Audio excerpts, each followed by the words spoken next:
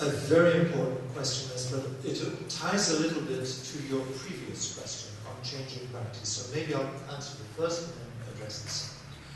We're very fortunate in BC that our programs have been fully costed. Our transplant programs have been fully costed since they were implemented in 1980. So we have very detailed costing on every step in the process, from the initial assessment through to the evaluation, matching, implementation, therapy, outcome, and monitoring.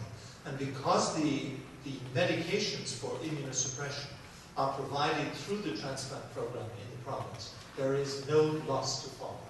So of the multiple thousands of people in the province with the transplant, everyone is continuously followed, and we can track outcomes. And I agree with you entirely. In terms of economics, the more complex the model, the less certain your data. Otherwise, you don't need a very complex model.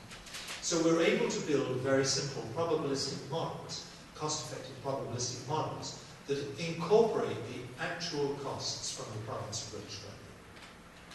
Then we can take two steps to evaluate the economic benefit. The first is we say we simply displace a proportion of the interventions that would be required for diagnosis. So assuming this test is an effective diagnostic mechanism, we would, for example, in heart transplant, be able to relinquish a certain number of the biopsies which are done.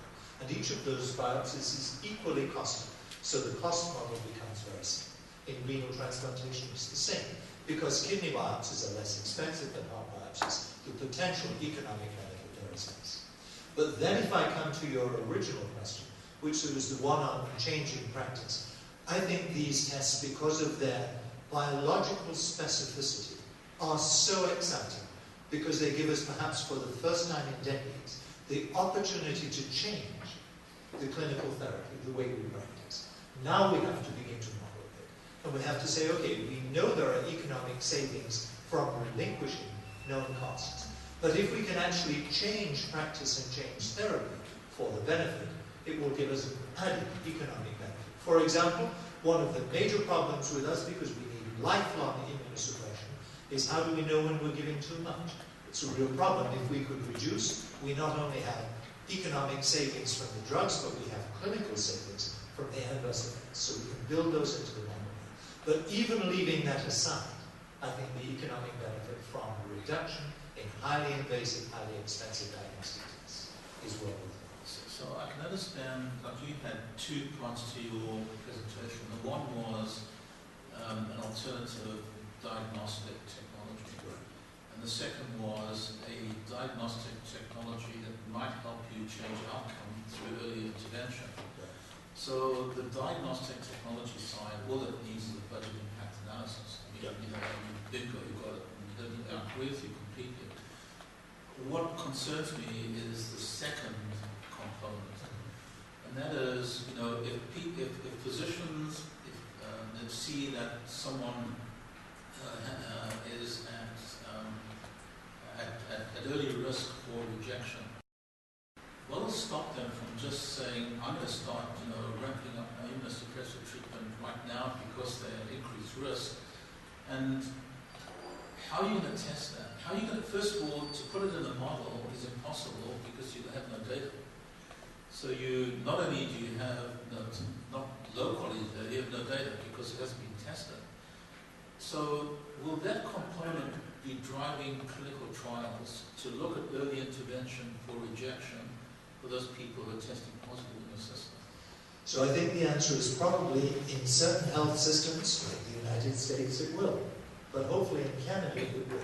Because I think you hear from all of us that we have a deep scientific wish to see if this actually changes the practice, which I personally think is the right approach. Now, I won't speak for the others, but I gain the same sense that everybody's looking to it. Thank you. Any, Bruce, Levin, you want to add to? I'll just say that I agree with you about the issue of economic modeling. I've been looking for more than 20 years at pharmaceutical companies, pharmacoeconomic evaluations of their drugs, and I've never seen one come across my desk that says our drug is cost ineffective. So they are highly manipulable and assumption based. But we have to be clear about what the assumptions are going in. And I think that's the biggest part for translation on this, is what are the assumptions made? Even I show you, the bottom line. But the reality is you need to know what assumptions are made in order to get that. And I think that it is we're still a little bit cart before the horse on these economic models. In other words, because the tests are coming down in cost, but the translation costs will go up. Is that a cost? I don't know. I mean, I personally believe that we in clinical pharmacology should be doing more education about these kinds of approaches. That's part of what we should be doing in medical schools, pharmacy schools, nursing schools, anyway.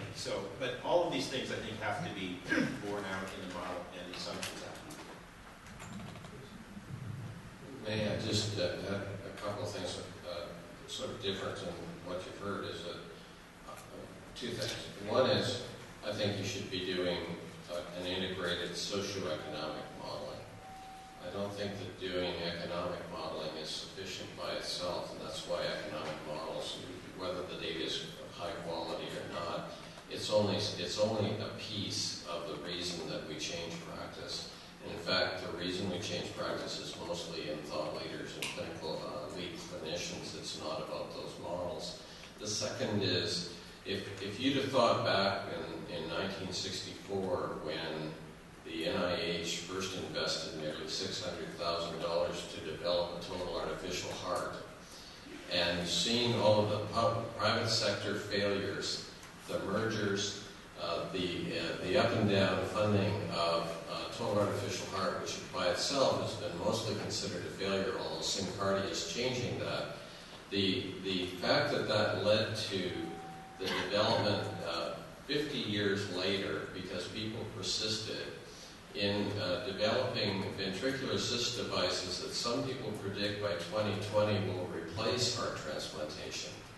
Not just be an option, but replace it, because it's become cost effective compared to transplantation, and it's become humanly acceptable from a personal and pain and the like point of view. No model can do that. And so I think that this is sort of like the military slogan of, that everyone has to have a plan, but all plans are useless. So I don't want to be a nihilist, but thank you. Just kind of finish off with just something that occurred to me as Paul was speaking about our neighbours to the south. A good friend of mine, Jean Slutsky, who some of you might know, she kind of directs ARC in Agency for Health Research and Quality in the US. And she's mandated to kind of look at comparative effectiveness across a pretty broad front. Her budget 2 years ago was $60 million a year. The budget last year was $600 million. So, I think if there's any message I can give, and what I can glean from the panel and these great presentations, and on behalf of everyone, thank you very much for them because they were great, is that, this is a reality. And the kinds of questions about clinical utility, about testing for evidence, about not kind of lunging out there and saying, I've got a test, which you're not doing. I've got a test, use it in terms of clinical practice. That's the downside of some of the great work that's going on. So we've got to keep an eye on the ball.